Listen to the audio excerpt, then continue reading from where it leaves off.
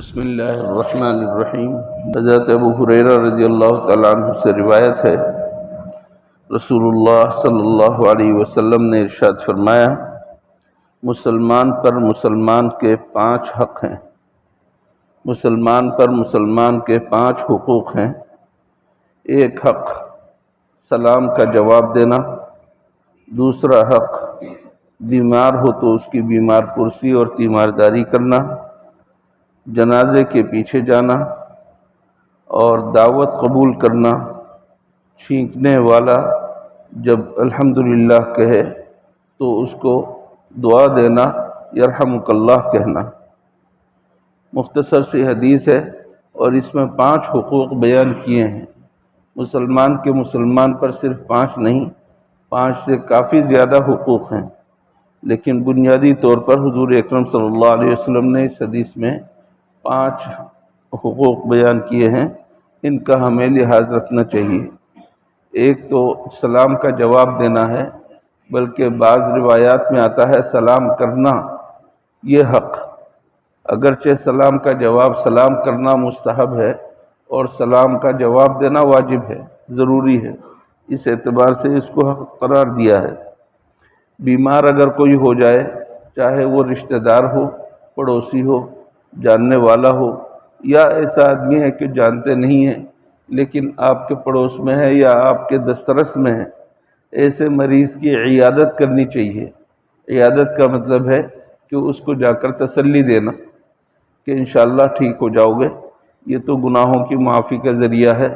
اس طرح کی ہلکی پھلکی باتیں کر کے اس کو پریشانی سے نکالنا، بیماری کے دباؤ سے نکالنا، ہوگا وہی جو اللہ تعالیٰ فیصلہ کرے گا۔ لیکن اگر ہم کسی کو بیمار پرسی کریں اور تسلی دیں، اس کی وجہ سے اس مسلمان کا دل خوش ہوگا اور اس کی وجہ سے اللہ جل شانہ ہمارے لیے ثواب لکھے گا۔ بیمار کی تیمارداری اور بیمار کی بیمار پرسی دونوں ہی حق ہیں۔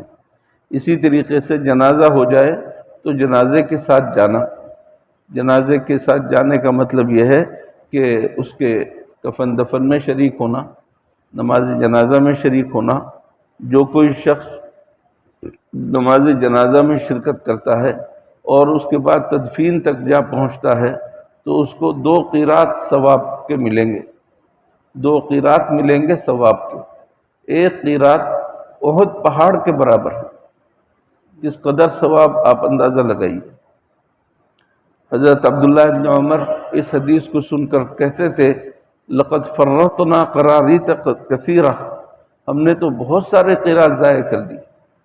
یہ حضرات صحابہ کرام ثواب کو تلاش کیا کرتے تھے، اس وجہ سے فرمایا کہ ہم نے بہت سارے قیرات ضائع کر دیے۔ اسی طرح کوئی شخص، کوئی مسلمان بھائی آپ کی دعوت کرے یا دعوت دے، اس کے لیے کوئی پرتکلف کھانا ہونا ضروری نہیں ہے، دعوت دے تو آپ دعوت قبول کر لیں۔ یہ دل کی صفائی کی بات ہے، دل کا صاف ہونا ضروری ہے، اور اس کے لیے یہ حکم ہے کہ دعوت دے تو دعوت قبول کریں۔ اور 5ویں بات یہاں پر یہ فرمائی کہ اگر کوئی شخص چھینکے، چھینکنے کا ادب یہ ہے کہ آدمی پست سے کم آواز نکالے، اپنے منہ پر ہاتھ رکھ لے، کوئی کپڑا رکھ لے، اس طریقے سے چھینکے۔ چھینکنے کے بعد چھینکنے والا الحمدللہ کہے۔ جب الحمدللہ کہے تو اب سننے والا یرحمک اللہ کہہ کر جواب دے، جس کا مطلب یہ ہے کہ اللہ آپ کے اوپر رحم فرمائے، یرحمک اللہ۔ تو یرحمک اللہ کہنا یہ مسلمان کا حق ہے جب وہ الحمدللہ کہے۔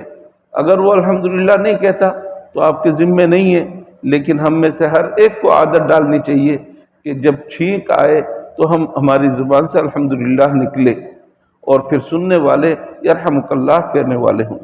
اللہ تعالی ہمیں ان حقوق پر اور دیگر تمام حقوق کو ادا کرنے کی توفیق عطا فرمائے، عمل کرنے کی توفیق عطا فرمائے۔